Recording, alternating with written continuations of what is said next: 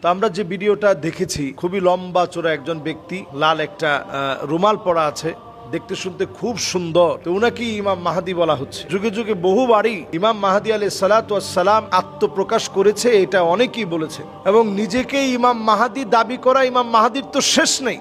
Saudi আরবে একবার ইমাম মাহাদি দাবি করা হয়েছে, সবশেষে গুলি চালানোর আগ পর্যন্ত সবাই মনে করেছে ইনি ইমাম মাহাদি। তো সৌদি গভর্নমেন্ট একটু দেরি করেছে গুলি চালাতে, কারণ যেহেতু ওমান দাখালাহু কানা আমিনা, এই জায়গায় যে প্রবেশ করবে সে তো নিরাপত্তার চাদরে বেষ্টিত হবে। এই জন্য এখান থেকে অনেক কৌশলে গরম পানি টানি মেরে, গরম পানি টানি দিয়ে তারপরে তাকে বাহিরে বের করা হয়েছে। ওইখানে যখন গুলি চালানো হয়েছে তখন সবাই বুঝছে যে ইমাম মাহাদি তো গুলি চালাইলে মরবে না, জমিন তার ওই শত্রুকে গিলে খেয়ে ফেলবে। কই এখানে তো গিলে টিলে কেউ খাইলো না। এরপরে লোকটা সবশেষে মারা গেল।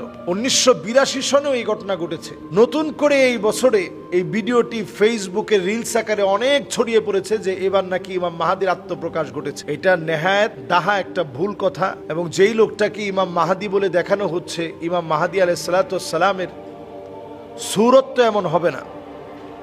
ইমাম মাহাদির চেহারা হবে, কপালটা থাকবে বড় কপালওয়ালা, আজলাল জাবিহা, হাদিসের মধ্যে আসছে বড় কপালওয়ালা হবেন। নাকটা থাকবে খাড়া নাক, নাকটা খুব সুন্দর। আমরা অনেকের নাক দেখলে বলি মাশাআল্লাহ, ওনার নাকটা খুব সুন্দর। তো এইরকম লম্বা নাকওয়ালা হবেন তিনি। আর একেবারে দবদবা সাদা না, যে লোকটাকে দেখানো হচ্ছে একবারে দবদবা সাদা, এরকম দবদবা সাদা ইমাম মাহাদি আলাইহিস সালাতু ওয়াস সালাম হবেন না। তিনি মাঝামাঝি কালারের হবেন, না সাদা না কালা, এটার মাঝামাঝি কালারের হবেন। খুব বেশি সাদাও না, আবার একেবারে কালোও না, দুইটার মাঝামাঝি হবেন তিনি। এবার আসেন পরের পয়েন্টে। ইমাম মাহাদি আলাইহিস সালাতু ওয়াস সালাম তিনি হবেন ওয়াহুয়া মিন নাসাবি, নবীজি সাল্লাল্লাহু আলাইহি সাল্লামের বংশ থেকে আসবেন। যেই লোককে দেখানো হয়েছে তিনি নবীজির বংশধর কেউ না। নবীজি সাল্লাল্লাহু আলাইহি সাল্লাম বলছেন আমার বংশ থেকে আসবে। আহলে সুন্নাহ ওয়াল জামাআতের মতামত হচ্ছে তিনি নবী সাল্লাল্লাহু আলাইহি ওয়াসাল্লামের বংশ থেকে, হাসান রাদিয়াল্লাহু তাআলা আনহুর বংশ থেকে আসবেন। শিয়াদের মতামত হচ্ছে হোসেন রাদিয়াল্লাহু তাআলা আনহুর বংশ থেকে আসবেন। তো দুইটার যে কোনো জায়গা থেকে আসলেও তিনি কিন্তু আহলে বাইত, নবী পরিবারের একজন হবেন। নবীজি সাল্লাল্লাহু আলাইহি সাল্লাম সেই কথা হাদিসের স্বীকৃতির মাধ্যমে আমাদেরকে জানিয়ে গেছেন। আর উনি নিজেও জানবেন না তিনি ইমাম মাহাদি। তিনি যখন মাকামে ইব্রাহিমের সামনে দাঁড়ানো থাকবেন, ঠিক সেই সময়ে মাকামে ইব্রাহিমের সামনে যখন দাঁড়ানো থাকবেন, ওই সময়ে লোকেরা দেখেই বুঝবেন যে ইনি ইমাম মাহাদি।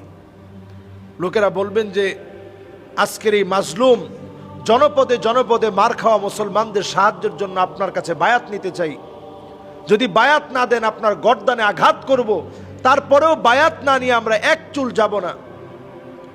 ইমাম মাহাদি আলাইহিস সালাতু ওয়াস সালাম বায়াত দিবেন। ইউসলিহুল্লাহু লাহু লাইলাতান ওয়াহিদা, এক রাত্রির ভিতরে আল্লাহ তাআলা গোটা দুনিয়ার ভিতরে একটা পরিবর্তন দিয়ে দিবেন। আপনারা বলতে পারেন এটা কিভাবে সম্ভব? আজকের আফগানিস্তান দেখলে আমাদের কাছে বোঝা যায় যে আফগানিস্তান কতটা দুর্বিষহ সময় পার করেছে। আল্লাহ তাআলা আজকে কোথায় তাদেরকে উঠিয়ে দিয়েছেন, তাদের মুদ্রার অবস্থান কোথায়, তাদের এক একটা পানীয়, বিভিন্ন কোলা যখন তারা বাজারে ছেড়েছে, পামির কোলা সহ প্রত্যেকটা প্রোডাক্ট সারা দুনিয়াতে এখন চাহিদা বেড়ে গেছে। তো আল্লাহ রাব্বুল আলামিন আফগানিস্তানকে ঠিক কোথায় ছিল, কোন জায়গায় আল্লাহ রাব্বুল আলামিন নিয়ে গিয়েছেন, এগুলো সব হচ্ছে আল্লাহ রাব্বুল আলামিনের ফয়সালা। এগুলো সব হচ্ছে মাওলায়ে কারীমের ফয়সালা। আল্লাহ রাব্বুল আলামিন চাইলেই এই সমস্ত সমাধান আল্লাহ তাআলা দিতে পারেন। যখন যাকে মনে চায় তাকে দিয়ে আল্লাহ তাআলা শক্তিশালী করতে পারেন। ইমাম মাহাদি আলাইহিস সালাতু ওয়াস সালামকে দিয়ে আল্লাহ তাআলা মুসলিম বিশ্বের ইতিহাসকে আল্লাহ তাআলা পাল্টে দিবেন। মাজলুম মুসলমানদেরকে ঐক্যবদ্ধ করে আল্লাহ তাআলা নেতৃত্বের জায়গায় মুসলমানদেরকে বসাবেন। এক রাত্রির ভিতরে আল্লাহ তাআলা একটা পরিবর্তন দিবেন।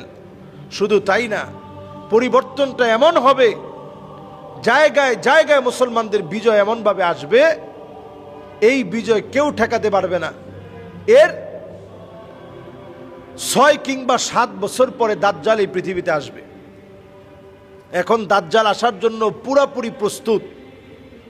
বর্তমানে খাজারিয়ান যারা আছে, যারা সারা ওয়ার্ল্ডকে নিয়ন্ত্রণ করে, সারা ওয়ার্ল্ডের সমস্ত নিয়ন্ত্রক যারা, বিভিন্ন ধর্মাবলম্বীর বড় বড় যারা আছে, এরা সব মিলে দাজ্জালের অপেক্ষার প্রহর গুনছে, দাজ্জালের অপেক্ষার প্রহর গুনছে শুধু মুসলমানদেরকে চিরতরে শেষ করে দেওয়ার জন্যে।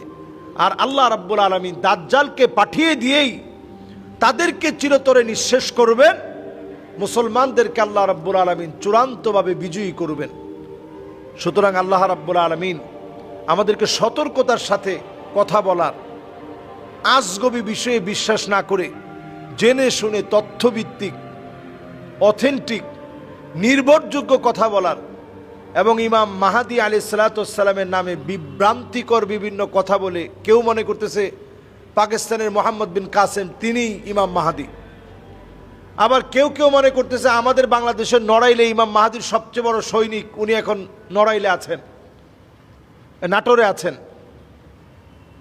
আমাদের দেশের নাটোরে ইমাম মাহাদি আলাইহিস সালাতু ওয়াস সালামের আগের যে একটা গ্রুপ হবে, যারা ইমাম মাহাদিকে সারা পৃথিবীর কাছে যারা প্রমোট করবে, সামনে থেকে যারা নেতৃত্ব দিবে, ইমাম মাহাদি আলাইহিস সালাতু ওয়াস সালামের হাতকে শক্তিশালী করে সৈনিক হবে, ওই সৈনিকদের প্রধান সেনাপতি তিনি নাকি আমাদের বাংলাদেশের।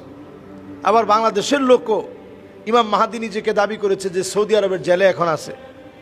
তাহলে আপনি চিন্তা করেন, যুগে যুগে এরকম হটকারিতা হবে, এই সময়ে নিজেদের ঈমান বাঁচিয়ে রাখা এটাই সবচেয়ে বড় চ্যালেঞ্জিং। আর আমাদের কাজ হচ্ছে জমিনে দিন কায়েম করা। এই পথের সাথে আপনি লেগে থাকেন। আপনি যদি ইমাম মাহাদি আলাইহিস সালাতু ওয়াস সালামকে নাও পান, আল্লাহ রাব্বুল আলামিন বিজয়ী হলে যে পরিমাণ সওয়াব হতো সমপরিমাণ সওয়াব আমাদেরকে দান করবেন। আল্লাহ তাআলা আমাদেরকে তৌফিক দান করুক। আসসালামু আলাইকুম ওয়া রাহমাতুল্লাহি ওয়া বারাকাতুহু।